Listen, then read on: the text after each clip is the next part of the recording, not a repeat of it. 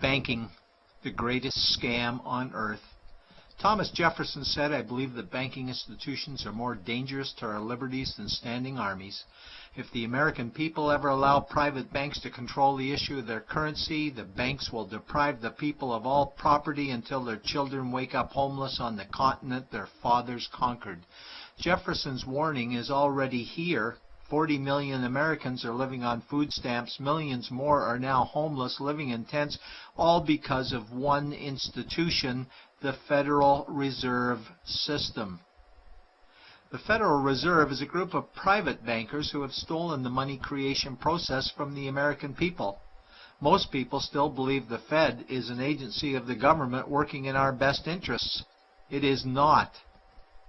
There is no greater form of evil in the world today, so let's explore the banking scam.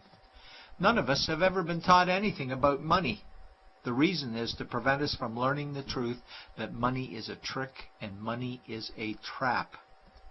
When solving any crime, there's a universal truth: follow the money, but with the banking scam, follow it backwards. Where does money come from? The world's money supply is always growing. Where does all the new money keep coming from? Money comes from privately controlled global banks like the Federal Reserve System.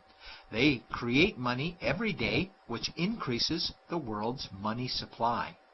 Because all banks are either owned or controlled by private bankers, the real question is, how do private bankers create new money? And the answer is they create it out of thin air. Bankers create money out of nothing. They make it up. It is a fiction. Wow. Godlike power to create something of value out of nothing. A stroke of a keyboard and money is created. In fact, only 3% of the world's money is even in the form of bills and coins, which means 97% of all money in the world is just numbers typed on a computer screen. This is part one of the banking scam. Money is created out of nothing. The second part of the scam is this phony money is issued as debt. What is debt exactly? Well, when you consider we work our whole lives to pay it off, you could say debt is slavery. But whose debt is this phony money? It's our debt, all of it. It's our debt when we use credit cards, we get student loans, borrow money for mortgages, all bank borrowing. And it's our debt again when the government borrows, which is each and every day.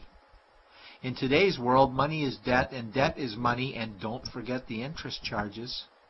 Money equals debt and debt equals slavery, therefore money equals slavery.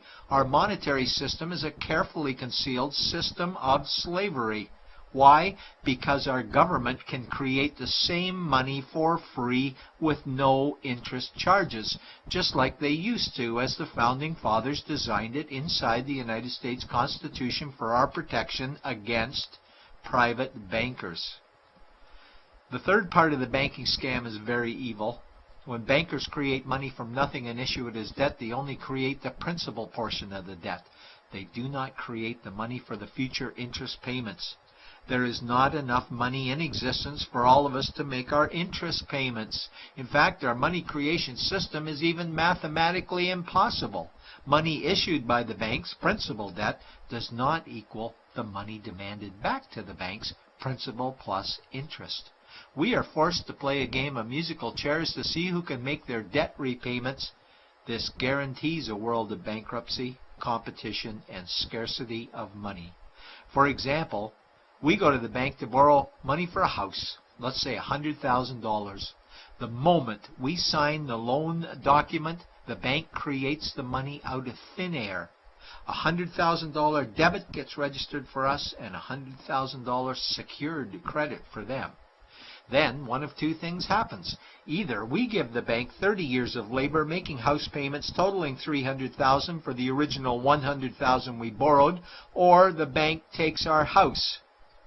The bankers get either our labor for life or our house, and often they get both, all from money created out of thin air and issued as debt, for money made out of nothing.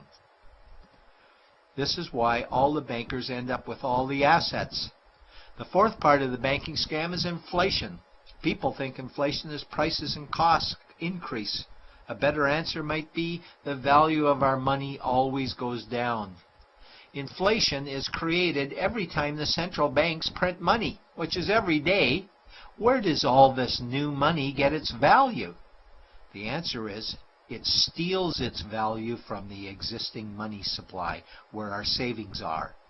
Our savings are disappearing because of the new money they're printing.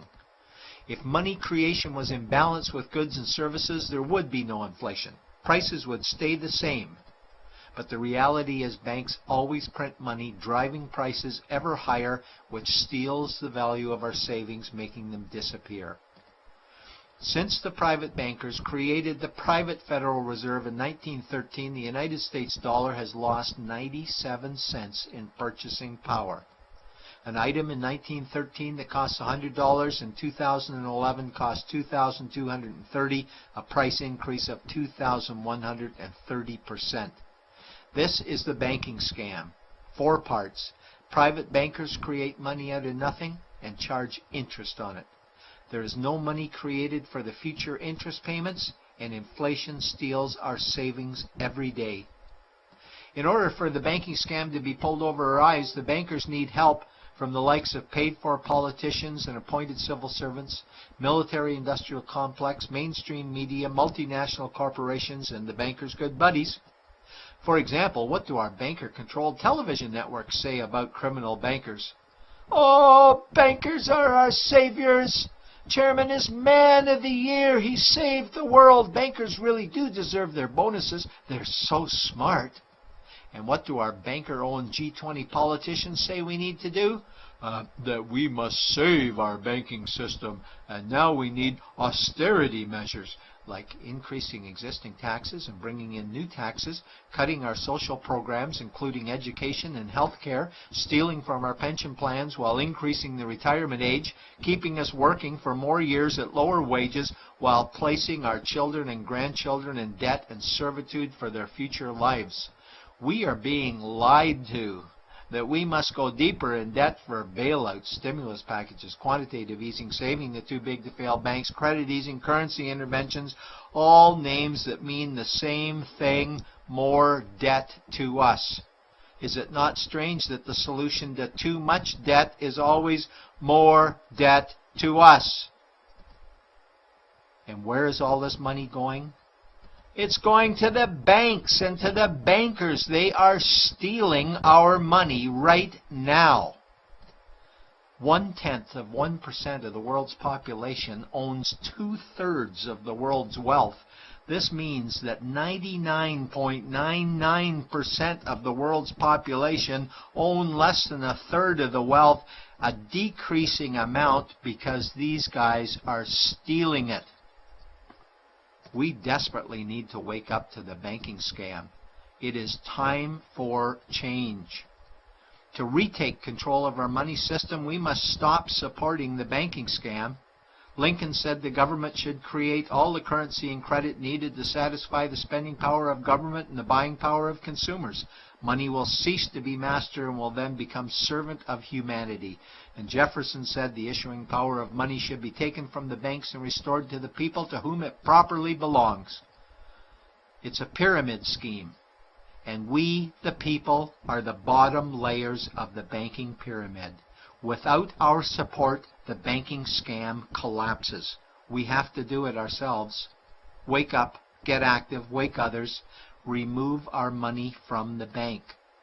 Buy gold and silver coins. Get out of debt. Rip up your credit cards. These actions will bring down the banking scam. Only vote for politicians who support debt-free money, or run for office yourself, and turn off mainstream media to search for the truth while you still can. And support every effort to end the Federal Reserve System and all the privately owned central banks. Let's bring these criminals to justice to get our money and our countries back before it's too late.